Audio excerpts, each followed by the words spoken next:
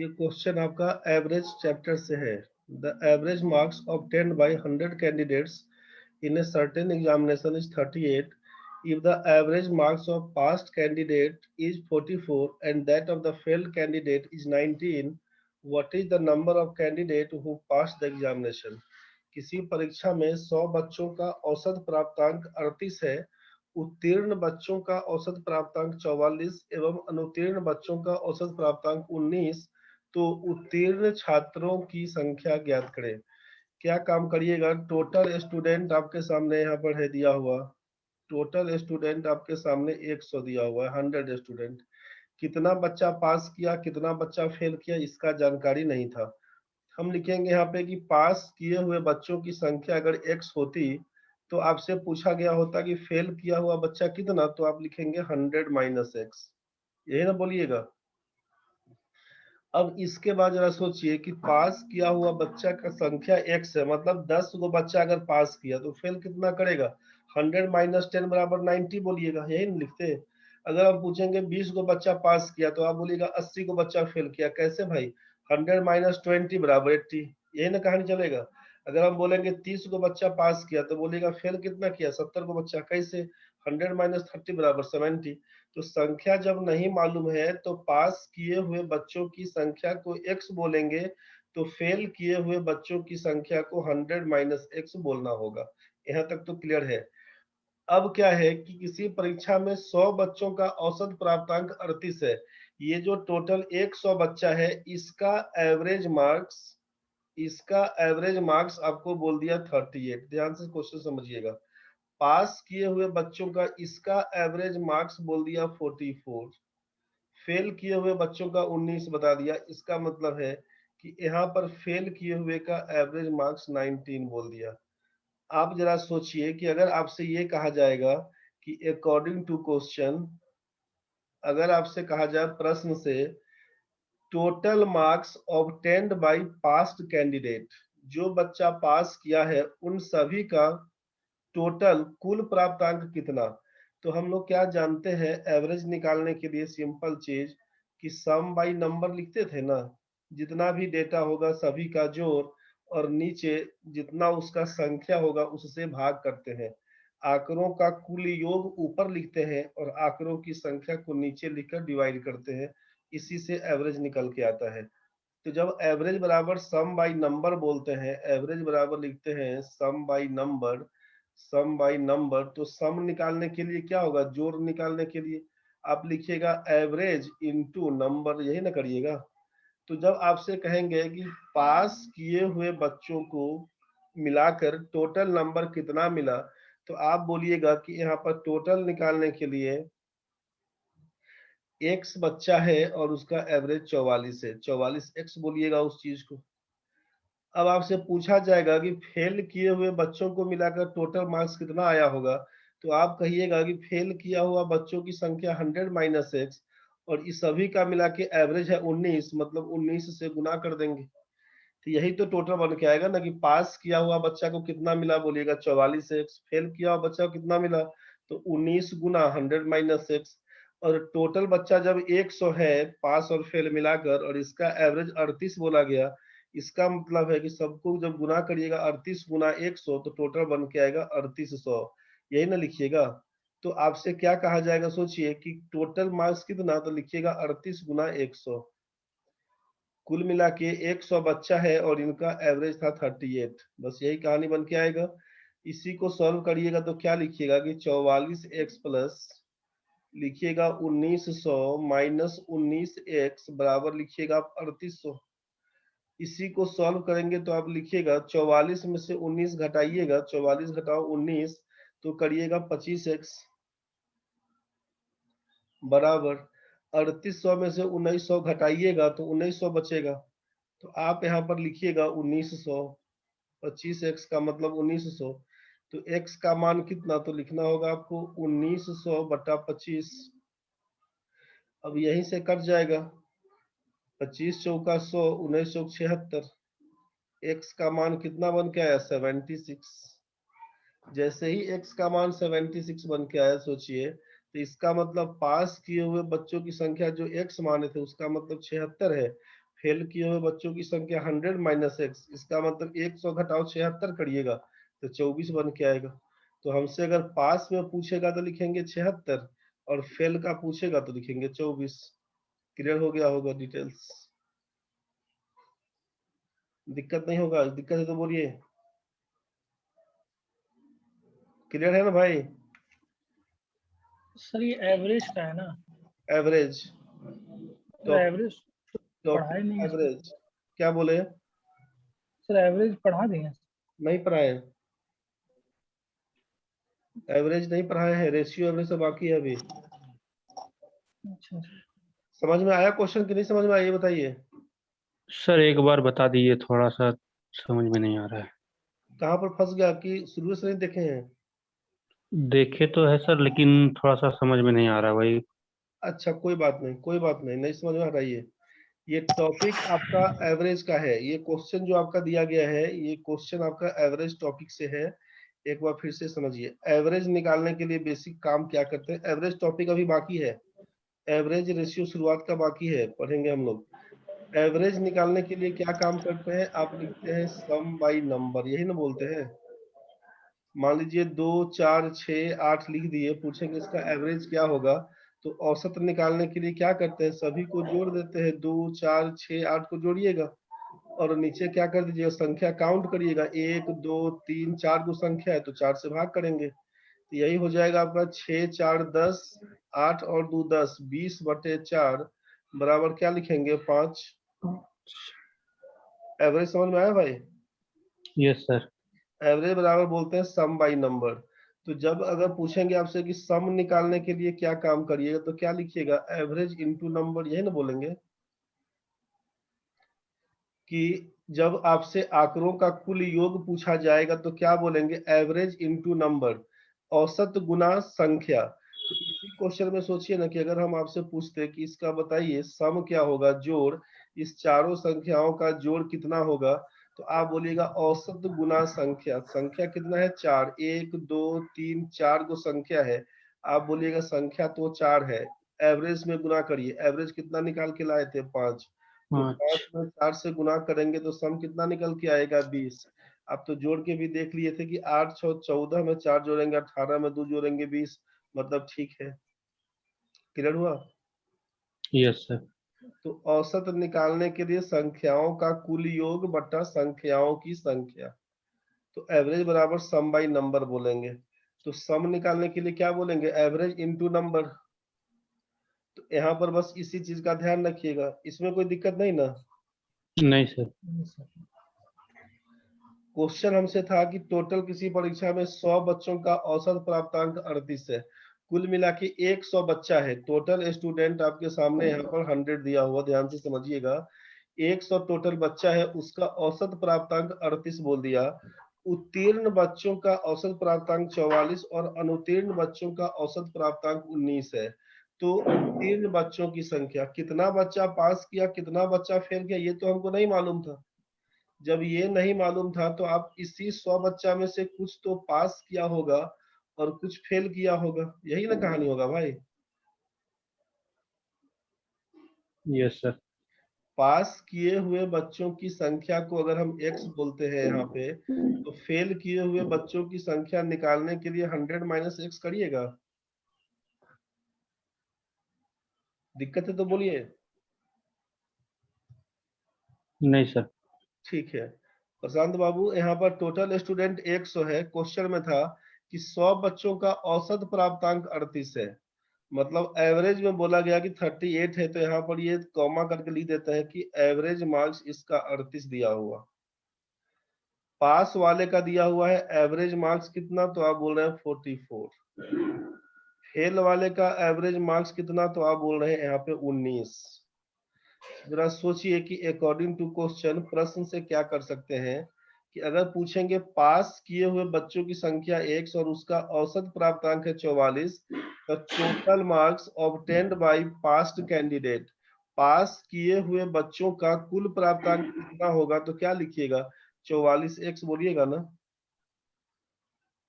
Average yes sir. Average में number से गुना कर देंगे। समझ में आया? Yes sir. फेल किए हुए बच्चों का एवरेज प्राप्तांक है दिया हुआ 19 और फेल किया हुआ बच्चों का संख्या है 100 माइनस एक्स। तो पूछेंगे total number obtained by failed candidate बताइए। तो क्या लिखिएगा, एवरेज है 19 और संख्या है 100 माइनस एक्स, तो गुना कर दीजिएगा 19 गुना 100 माइनस एक्स। तो इसको जोड़ के लिख रहे हैं 19 इंटू 100 माइनस एक्स। तो ये है पास किए हुए बच्चों का कुल योग, ये है फेल किए हुए बच्चों का कुल योग प्राप्तांक के हिसाब से।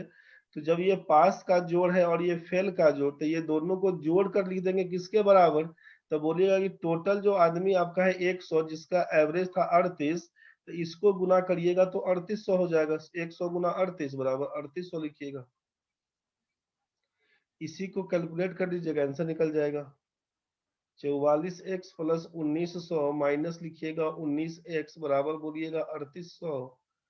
इसी को लिखिएगा 25x बराबर 3800 घटाओ 1900 बराबर लिख दीजिएगा 1900। x का मान कितना तो बच रहा है 1900 बट्टा लिख दीजिएगा 25, यही हो जाएगा 76।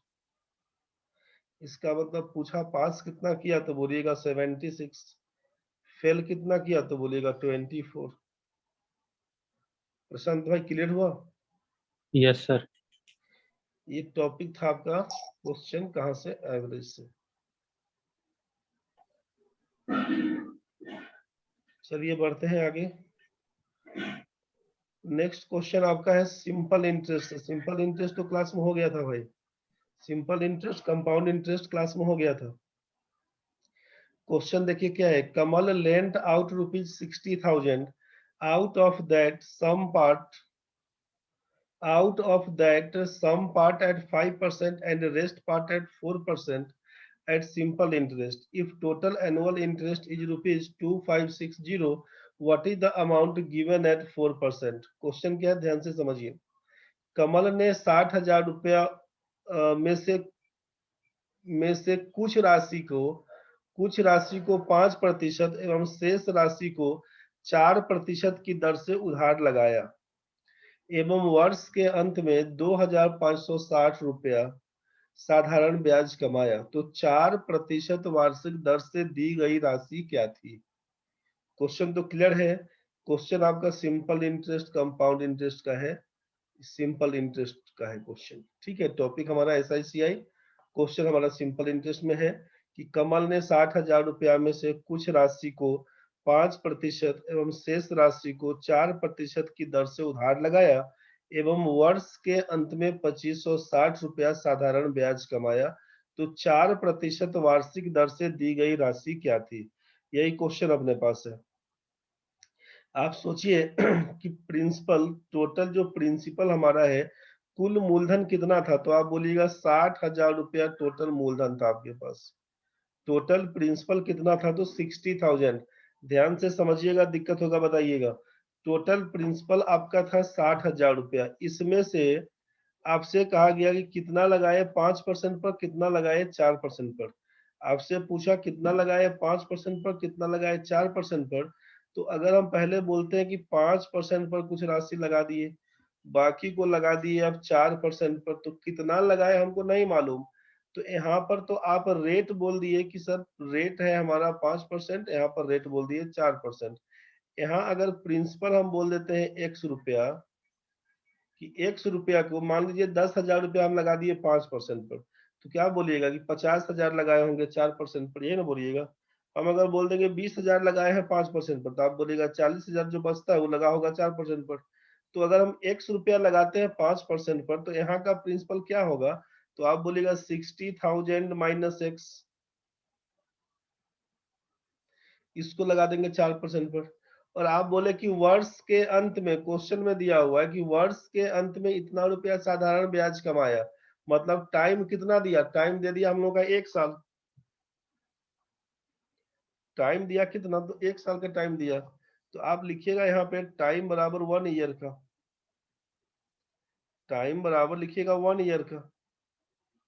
तो अब तो क्वेश्चन बड़ा क्लियर हो गया, टाइम दे दिया जब 1 ईयर का और टोटल सिंपल इंटरेस्ट 2,560 है, 2,560 टोटल सिंपल इंटरेस्ट। तो भाई तुम यहां से सिंपल इंटरेस्ट निकालेगा, यहाँ से फिर सिंपल इंटरेस्ट निकालेगा और जब दोनों को ऐड कर देगा सिंपल इंटरेस्ट को तो ये बन जाएगा 2560 के बराबर। बस यहीं से तुम्हारा आंसर है, कैलकुलेट करेगा आंसर हो जाएगा। समझ में आ रहा होगा। तो अकॉर्डिंग टू क्वेश्चन अगर हम बात करते हैं तो यहाँ पर क्या लिखिएगा, सिंपल इंटरेस्ट निकालने के लिए आपको मालूम है कि principal into rate into time by 100 करते हैं। साधारण ब्याज बराबर क्या करते हैं, मूलधन गुना समय गुना दर बटा 100, यही ना करते हैं भाई। तो यहाँ से हम लोग क्या कर सकते हैं कि 5x/100 मतलब x गुना 5 गुना 1/100 करिएगा ना तो 5x/100 आएगा ना। सीधे लिख दिए हैं इसको कि 5x/100, परेशान नहीं होना है। प्लस कर दे रहे हैं इसको, इसका प्रिंसिपल है 60,000 माइनस x गुना 4% गुना 1, तो क्या लिखिएगा आप 60,000 माइनस x इंटू 4 कर देते हैं, इंटू 1 से कोई मतलब नहीं लिखने का, बटा 100 बराबर किसके बराबर, दोनों को जोड़ेंगे सिंपल इंटरेस्ट को 2560 के बराबर। कैलकुलेट करिए फिर आंसर आएगा 5x प्लस 60,000 में 4 से गुना करिएगा 2,40,000, 2,40,000 माइनस 4x बराबर 2560 में 100 से गुना करिएगा 2560, दो जीरो और जोड़ दीजिए। 5x में से 4x घटाएंगे तो x बचेगा, 2,56,000 में से 2,40,000 घटाएंगे तो बचेगा 16,000। मतलब आपको समझ में आ गया कि x का मान कितना होना चाहिए। आप बोलिएगा x का मान यहाँ पर 16,000 होना चाहिए, तो प्रिंसिपल हमारा है 16,000, तो यहाँ का प्रिंसिपल हो जाएगा 44,000। यहाँ का प्रिंसिपल 16,000, यहाँ का प्रिंसिपल 44,000। हमसे पूछेगा 5% पर कितना लगाए थे, तो आप बोलेगा 16,000 लगाए थे। क्वेश्चन में पूछा था 4% पर कितना लगाए थे, बोलेगा हम 44,000 लगाए थे। मेरे ख्याल से क्लियर हो गया होगा। दिक्कत है तो बोलो भाई, समझ में आ गया ना रे प्रशांत यस सर। बाबू। Yes sir.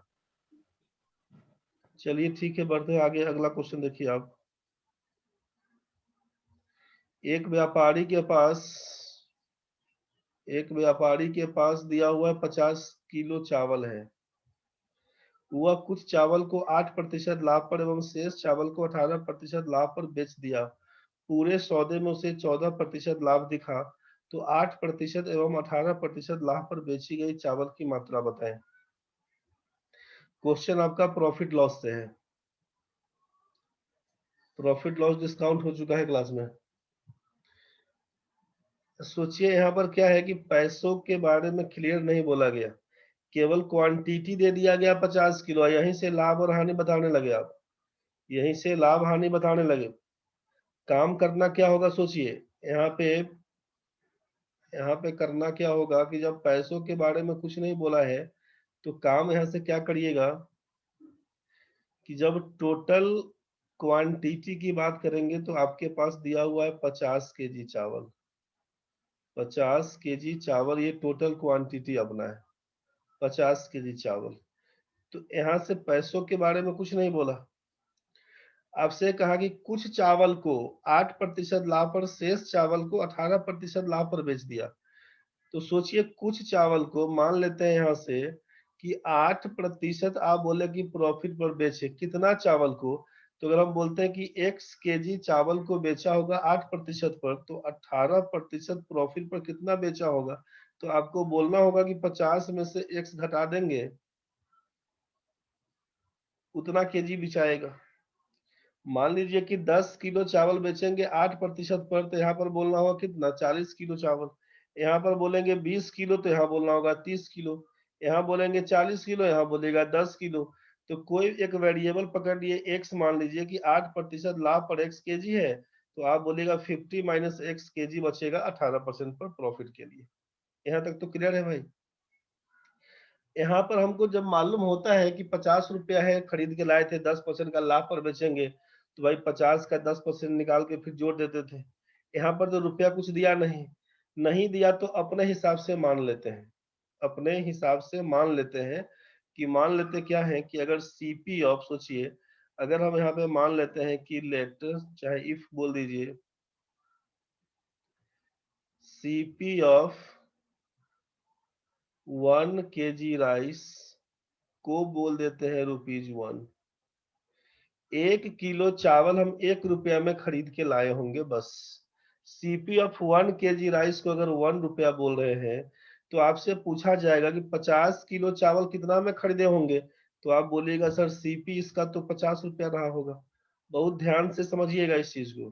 क्वेश्चन का पहले डिटेल्स बेसिक समझ लीजिए, बाकी बनाने आप सबको आता है, क्वेश्चन कैसे बनाना है बनाने सबको आता है, लेकिन डिटेल्स थोड़ा क्लियर करिए पहले। 1 किलो का दाम 1 रुपया है, 50 किलो का दाम 50 रुपया बोलिएगा। आपसे हम पूछेंगे यहाँ पर x kg चावल बेचते हैं 8% के हिसाब से, तो इसका मतलब है सीपी कितना रहा होगा इस x kg चावल का, तो बोलिएगा कि 1 किलो का दाम 1 रुपया, तो x kg का दाम x रुपया रहा होगा। यहाँ से पूछेंगे इसका सीपी क्या रहा होगा, तो आप बोलेगा सीपी कितना रहा होगा, तो 1 किलो का दाम 1 रुपया, 50 माइनस x kg का दाम 50 माइनस x रुपया बोलना होगा। ये तो बड़ा क्लियर हो गया होगा। अब जरा सोचिए कि हम आपसे पूछ रहे हैं क्वेश्चन के हिसाब से कि अब यहाँ पे हम अकॉर्डिंग टू क्वेश्चन लगा देते हैं कि अकॉर्डिंग टू क्वेश्चन प्रश्न से क्या होगा, तो प्रश्न से 1 रुपए का सामान 8% के लाभ पर बिकेगा, तो क्या करना होगा, तो आप बोलिएगा कि 1 रुपए का सामान 8% का लाभ मतलब 108/100। ये तो क्लियर है। प्लस अब जो 50 माइनस x रुपए का सामान था यहाँ पर सीपी, अब आप बोलिएगा कि 50 माइनस x रुपया में खरीद के लाए थे इसको और बेचे कितना में, तो 18% का प्रॉफिट, तो 18% का प्रॉफिट से कितना मतलब 118 रुपया, 118/100 कर देंगे। समझ में आ रहा होगा। और ये दोनों को जोड़कर कितना लाभ, तो आप बोले कि टोटल पूरे सौदे में उसको 14% का लाभ दिखा पूरा सौदा में, तो सौदा कितने का था पूरा, जो यहाँ पर x और यहाँ पर ये 50 माइनस x दिखा, इसका मतलब पूरा सौदा था 50 रुपए का, हम 50 रुपया खर्चा करके लाए थे, तो 50 रुपया हम खर्चा करके लाए थे। सोचिए 50 रुपया खर्चा करके लाए थे, मतलब टोटल आइटम था 50 रुपए का, और उसमें 14% का लाभ दिखा, मतलब 114/100। फाइनली हमको समझ में आया कि ये 108x वाला केस और 50 माइनस x इंटू 118 वाला केस दोनों को जोड़ेंगे तो 50 गुना 114 वाला केस निकल के आएगा। इसी को आपको कैलकुलेट करके लिखना है भाई। आप इसी को कैलकुलेट करिएगा तो ऊपर में हो जाएगा 108x प्लस इसको गुना करिएगा 18×5 = 5900 माइनस करिएगा 118x, नीचे लिखवाइएगा आप 100 एलसीएम होने के बाद बराबर इसको 14×5 = 70, 5700 बट्टा बोलवाइएगा 100। आपको समझ में आ रहा है कि यहाँ भी नीचे में 100, यहाँ भी नीचे में 100 कैंसिल हो जाएगा। 108 में से 118 घटाइएगा तो -10x बन के आएगा। क्या बन के आएगा, -10x बराबर, और 5700 में से 5900 घटाइएगा तो -200 बन के आएगा। क्या बन के आएगा, आपको बोलना होगा -200। तो -10x बराबर -200, तो इसका मतलब है कि x का मान तो क्लियर हो गया ना, x का मान तो क्लियर हो गया 20, x का मान क्लियर हो गया 20, तो ये x क्या निकला, तो आप बोलिएगा कि x का मान 20, मतलब यहाँ पर हम बोलेंगे कि x का मान 20 kg, मतलब 20 रुपए का आइटम था। 50 माइनस x kg का मतलब 50 घटाओ 20 बराबर 30 kg। यहाँ पर कितना सामान बेचे, तो 30 kg, कितना में लाए होंगे 30 रुपया में। यहाँ पर 20 रुपए का सामान था, यहाँ पर 30 रुपए का सामान था, इसीलिए ये 50 रुपए का सामान हो गया। कितना कितना बिका, तो बोलेगा 8% पर बेचे थे 20 kg, 18% पर बेचे थे हम लोग 30 kg, यही हमारा आंसर है। खत्म कहानी है। 8% पर कितना बेचे, तो 8% पर बेचे हैं भाई 20 किलो, और 18% पर कितना बेचे, बेचे हैं 30 किलो। यही हमारा आंसर है। प्रशांत भाई समझ में आ गया हो, आशीष आपका हो गया था। Yes sir. यस चलिए सर। ठीक है भाई, बेसिक क्लियर करते हुए चलिएगा। अभी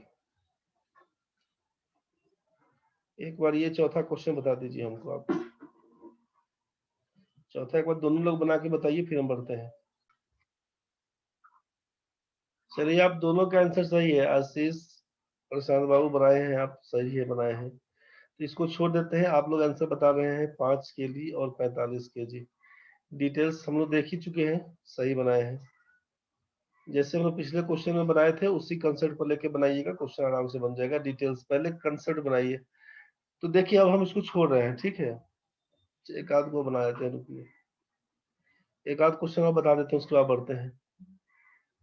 तो ये क्वेश्चन भी था प्रॉफिट एंड लॉस का। बढ़ते हैं इसके बाद आगे। अब ये टॉपिक है हमारा रेशियो का, रेशियो एंड प्रोपोर्शन। ये टॉपिक हम लोग पढ़े नहीं थे वैसे क्लास में अभी। अनुपात और समानुपात ये टॉपिक अभी पढ़े नहीं थे, फिर भी हम बता दे रहे हैं इसमें क्या काम करिएगा।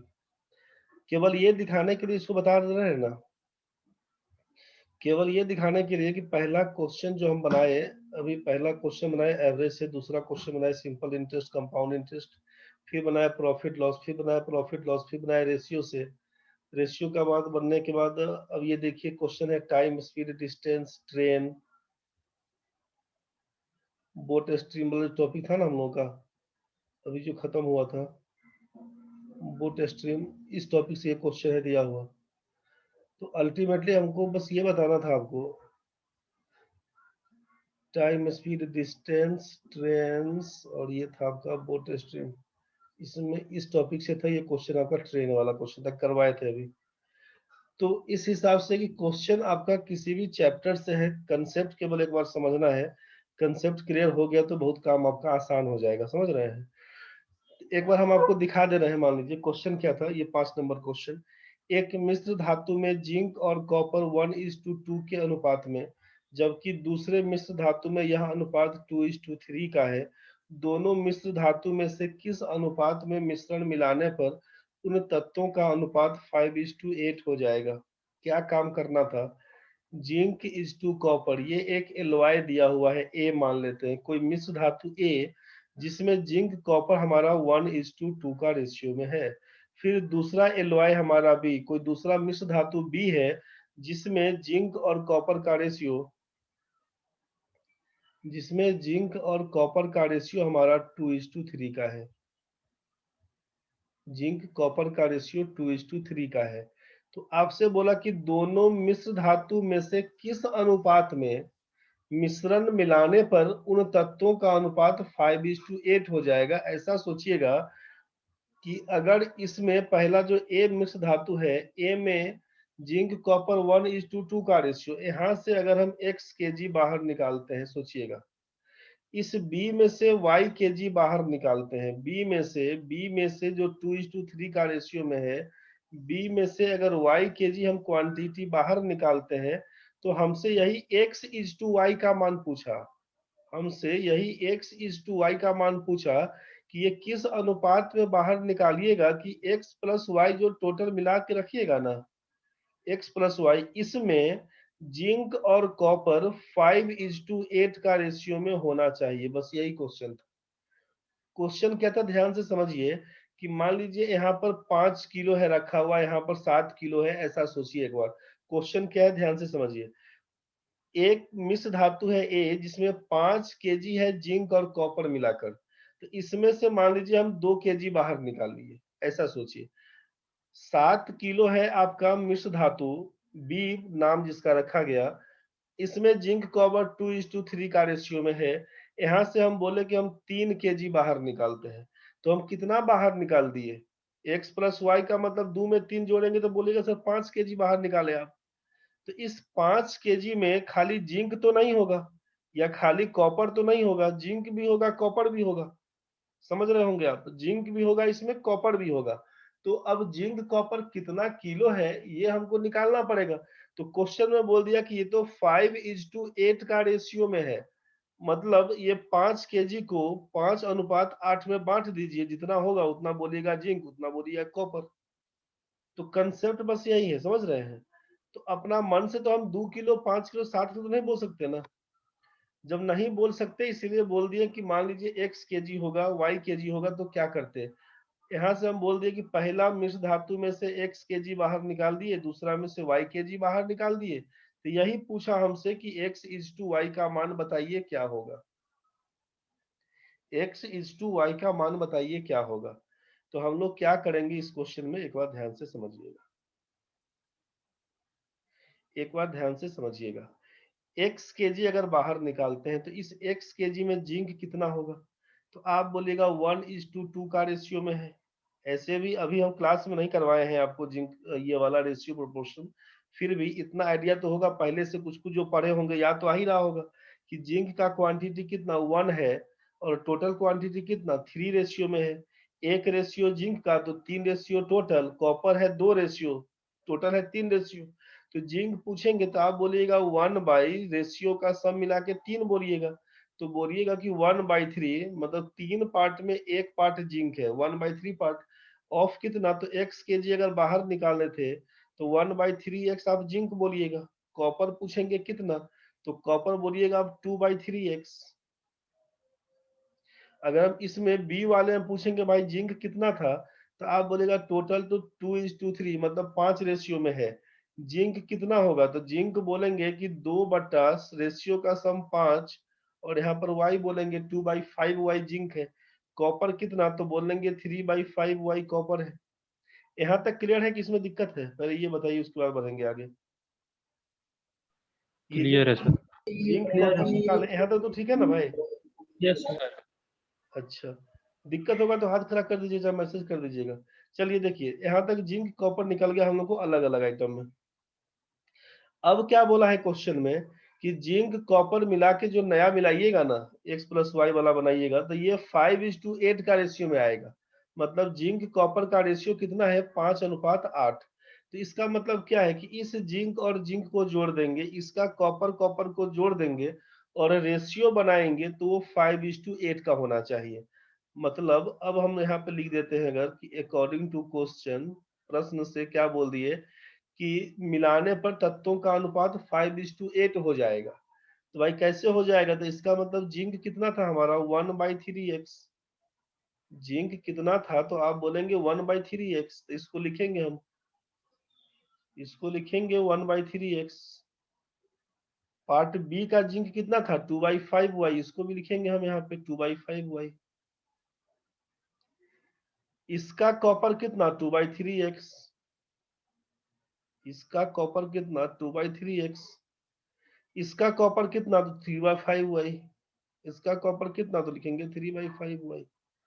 तो जिंक ऊपर हो गया कॉपर नीचे, आप रेशियो बोले 5:8 का मतलब 5/8। सिंप्लीफाई कर दीजिए x:y निकल जाएगा।